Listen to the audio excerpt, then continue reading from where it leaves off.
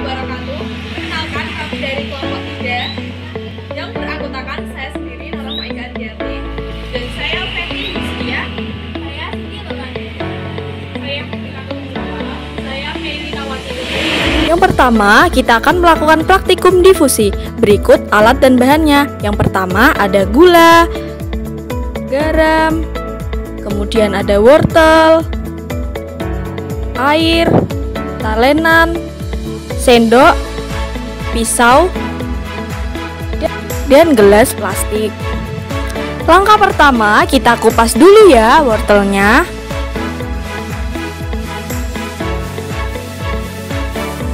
Kemudian potong wortel dengan ukuran 2 x 2 cm sebanyak 3 potong.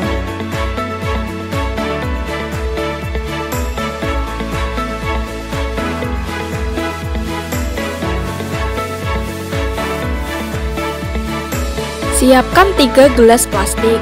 Yang pertama, kita tidak beri apa-apa, dan untuk gelas kedua kita beri gula sebanyak 1 sendok makan, dan untuk gelas ketiga kita beri 1 sendok makan garam.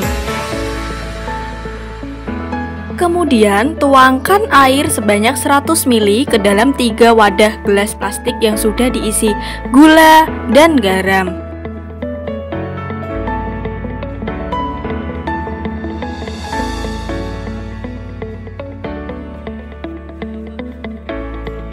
Kita aduk hingga larut.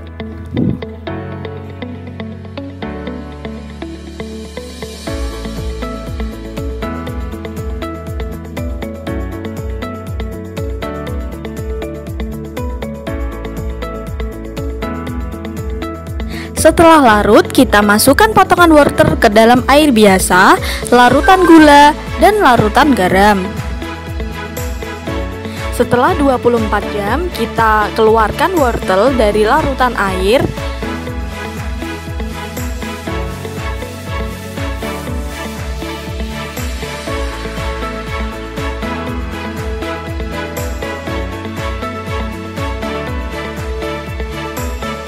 Untuk wortel yang ada di larutan garam termasuk osmosis karena partikel wortel hipotonis mengalir ke air atau hipertonis. Untuk yang larutan gula juga sama, dan untuk yang air biasa tekstur permukaannya lembek, namun bagian dalamnya tetap keras. Itu termasuk difusi. Selanjutnya pada praktikum tekanan osmotik. Yang pertama kita ambil kentang, gula, air, talenan, pisau, karet gelang, sendok, plastik, dan gelas plastik secukupnya. Lalu kita kupas kentangnya. Kemudian kita siapkan dengan potongan-potongan. Kita potong kentang dengan ukuran yang sudah disesuaikan. Dengan ukuran 2 cm kurang lebih. Setelah itu kita potong rapi, memanjang seperti yang ada di video.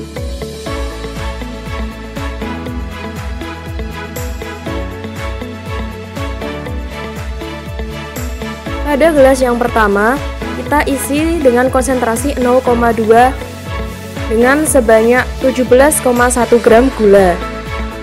Pada gelas yang kedua, kita isi dengan konsentrasi 0,4 dengan sebanyak 34,2 gram gula.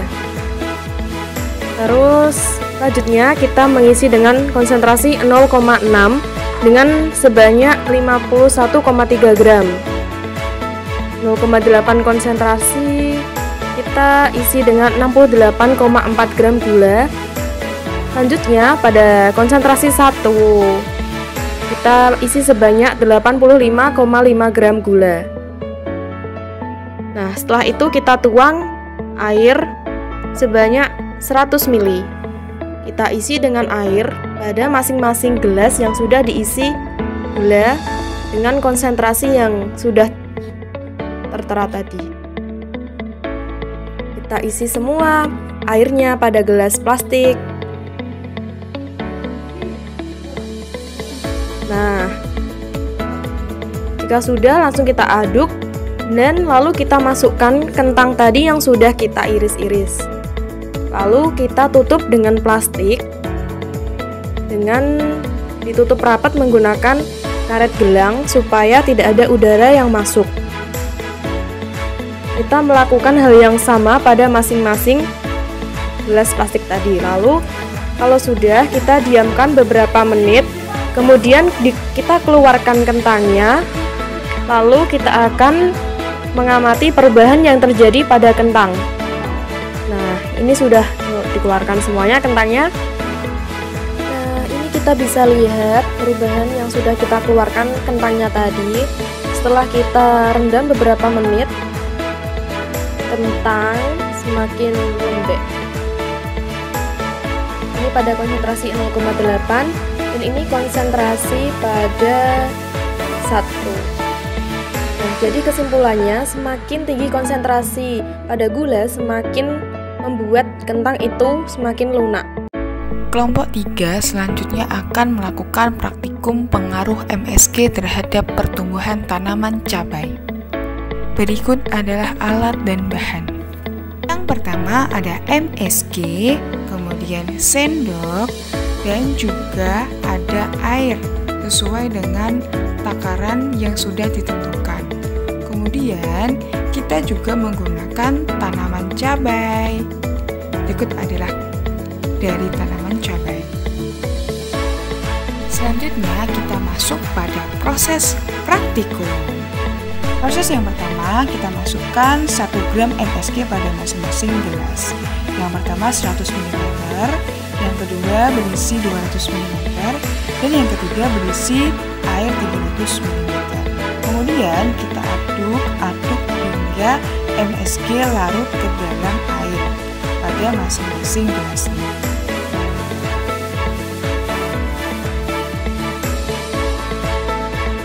Tahap selanjutnya, kita berikan 3 sendok larutan MSG pada masing-masing tanaman sesuai dengan ketentuan yang sudah ditentukan.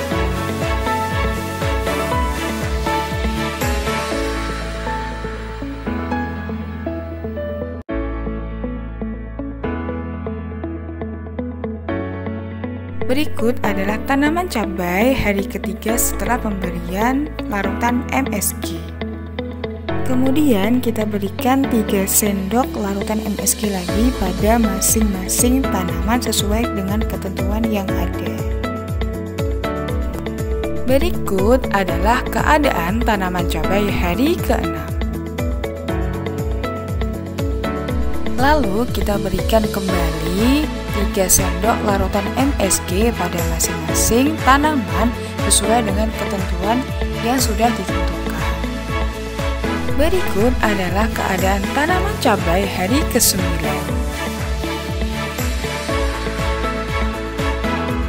Berikut adalah hasil praktikum pengaruh MSG terhadap tanaman cabai pada 100 mm.